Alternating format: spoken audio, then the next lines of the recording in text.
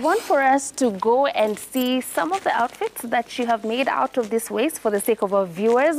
But before we get to that, I can see there's a process happening here. Yes. You are dyeing something today? Yes. So this is something that I have invented. It's nothing truly special, but it's a botanical dye kit. I realized that you know, when we were dyeing with agri-waste, it requires a lot of space and it requires certain materials so that the plants themselves don't get denatured. It's a very sensitive process. So this right here is actually the stage before we even add the color. Right. There is a process of soaking and preparing the fibers to receive that color. And so this is where we're at today. This will stay like this for at least 24 hours since we finish that process. And from there, as you can see with this dye kit, we can get many, many meters or many kilos of yarn to do bigger batches because now we're scaling as a business. So we end up requiring more of certain colorways, and especially when we're in production, which we are now. So tomorrow it will be filled with color. So we'll be using the tea residue. Right. And after that, we'll use the avocado skins and seeds to create 2 different colors. The next stage of this one is actually our latest color, which is the Nairobi red soil, the one that destroys your pants and stains all your clothes and your sneakers and things. Everyone in Nairobi complains about it, I think. That soil. And I thought, well, if it's staining things, then it can be used as a dye if we intentionally put it on. Right. So we're at a place now where even in one garment, you might find that it's been dyed with 2 or even 3 botanicals or different plants. So yeah, I think this is a slow process. It takes about 5 days per batch, but we're able to do more. So this is our dye kit. Right, and I see tuko na mwiko hapa. Yes. What is the purpose? But you have to use nguvu, so you have to be really strong. But this is basically to ensure that everything goes inside. It needs to go in the water, and we stir. So that's why I say you need nguvu to make it go. Yeah. But we need the fabrics to keep moving. Right. In order to get a more even color. Yeah. How is the market like when it comes to people appreciating these outfits that you have made out of agricultural waste and also this natural way of dyeing? What is the response like? Yeah, it's so interesting how the response has changed. When I first started Lila Bear, which was just over 7 years ago, we would advertise and I would meet people at pop-ups and shops, and I say I run a sustainable fashion business because at that time sustainability was still a word that meant something rather than having been used over and over to the point where I don't think we know what it means anymore. And people would say, what does that mean? You know, they would ask me. But now I love that the Lila Bear customer and our audience, they ask even more questions. But how is it dyed? You know, how long does it take? The story of how it's produced is just as important as the garment itself. And this is the thing that makes timeless fashion. You know, we're not into trends. If it's your style, it's your style, and you will wear that thing for 50 years and then pass it on to someone with love. And I think that our customers have really responded so well to that, because once you put it on and you feel the difference on your body and also in the design, how it makes you feel, you can't go back. All right. So can we now go have a look at some finished fashion products and see how that becomes an outfit that I can walk around in? Let's do it. Let's do this. Ama nijaribu hiyo nguvu. Yeah. Can I try? Yeah, try. This one is hard though, huh? It's heavy. Kuna nguvu. Niko na nguvu. Nimekula ugali. Nimekula. I always wondered, if you made ugali in this, how many people could it feed? Yeah, if you made for Luyas, not too many. All right, let's go have a look at some outfits.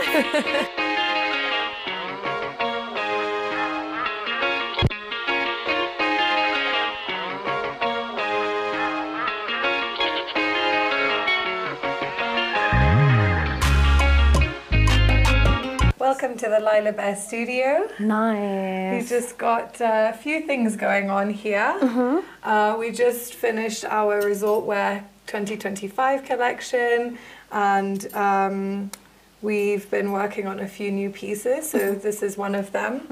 This is all Kenyan cotton, so everything that you see here is 100% from here. From a farmer here. From a farmer here. Right. So we trace it to the crop stage, and we also like to understand and make sure that the farmers are being paid a fair living wage, they have excellent working conditions.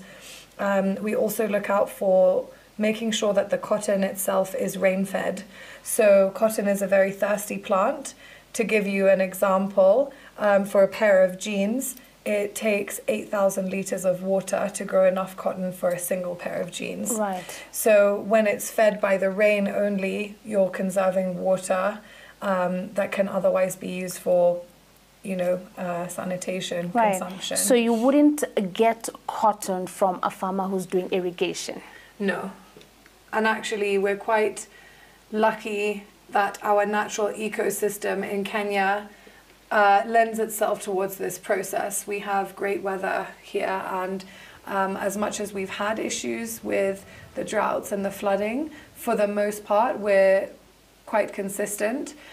In situations like that, we do also source some cotton from Uganda and blend it, but everything is East African. Right, and the key word is rain-fed. Yes. Right, so there's dye here, and I'd like to believe this is part of the botanical dye from agriculture. Yes. What colors did we use here? So we've used a really interesting process that not only texturizes the cotton, which gives it its finish and its shape, but we've used a blend. So we've used the tea residue, and we've used a little bit of rosemary to give it that ochreness and that dimension. And it actually ends up going ochre. You might also be interested to know that rosemary or different plants in different countries yield very, very different results. So I went to Florence last year and we did a pop-up there. And whilst I was there, I thought I would love to dye some things in Tuscan rosemary. It ended up actually going into a color more like this, which is yellow. This we actually dyed with turmeric. Oh, this is 100% turmeric. This is 100% turmeric. Beautiful. Yeah. Right. Talk to us about the employment opportunities that recycling organic waste is able to create. It's a team of how many people that you work with? So we consistently work with groups of artisans, over 250 of them at this point, who have consistently been working with the brand to make sure that we are not only growing and challenging the skill sets, but also providing consistent income. On the farmer level, it's really interesting because we're creating additional revenue streams for their existing models. So it works both in the agricultural level and at the artisanal level. And then on a manufacturing level, I'm really excited to be seeing that there are more smaller scale manufacturers who do small batch production, because as much as we have our giant dye kit, it's still slow fashion. It's never going to be mass produced. That's not the direction we ever want to take the brand. So working with these manufacturers as well, and the consistency in that work also creates motivation and ability to continue growing at a manageable and sustainable level. Great. There's something interesting going on here. I like the pattern that I see here. Yes. Maybe you can tell me more on what agricultural products that we have used here. So this is 100% Kenyan cotton yarn, and we work with a lot of groups for crocheting. So this is a skirt that is hand crocheted by a group of women in Kiambu. We also work with a group of nuns who sit in church and crochet for us. Crochet is a really interesting method because it doesn't use weaving. You're creating the textile with the hand only.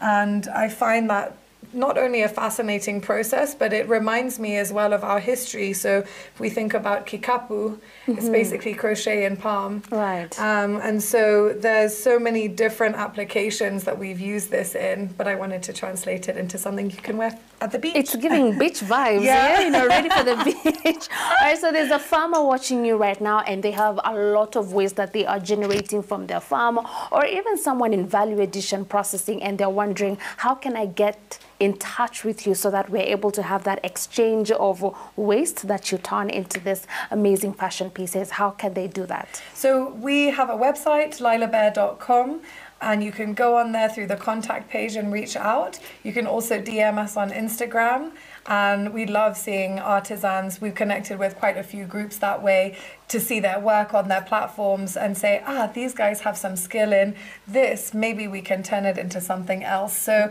we're an open book. We're always looking for all the farmers, all the makers. We want to work with everybody. So feel free to reach out. Don't be shy. Right. Now, finally, you can talk to us about what we need to put in place when it comes to infrastructure and also the structure so that the collection of waste can be easier for people like you who are recycling it. Yeah, it's a really big question, the waste management of this country. And I know that there's some amazing initiatives and recycling that is happening. So, for example, Africa Collect Textiles are the only garment collector in Kenya. So you can drop off your clothes at their bins across the country. There's also Taka Taka Solutions who are doing amazing work in composting. I think at this stage there is a missing piece of the puzzle, and that's where I'm channeling and using Lila Bear and the brand and what we make as a bridge for that to connect with waste management solutions that haven't even been thought of. I think the way that it can become easier is just to keep doing it and keep growing it, because the more we normalize the practice of utilizing everything, it's very much in our culture as well. Like anyone sitting at home right now, if you have a blue band that you've just finished and that container, I am sure that nobody is throwing that container in the dustbin. That container will be used as a sponge holder or as a something else until it's cracked and it cannot be used. This is part of who we are. This is the fabric of our values. And so I think if we can think about it, open our minds to the possibility of applying that blue band container mentality to everything in our lives. And this is particularly for farmers, for makers, for collectors of any kind, or anyone who is manufacturing and ends up with this natural waste. There are systems and there are ways. We just need to keep doing it and growing. Right. Yeah. Thank you so very much, Ria, for speaking to us, and keep up the good job that you are doing when it comes to conserving our environment. Thank you so very much for having us. Now I want to try some outfits, Yes, let's have some try. You've come all this way. I have to try something. All right. Thank you so much.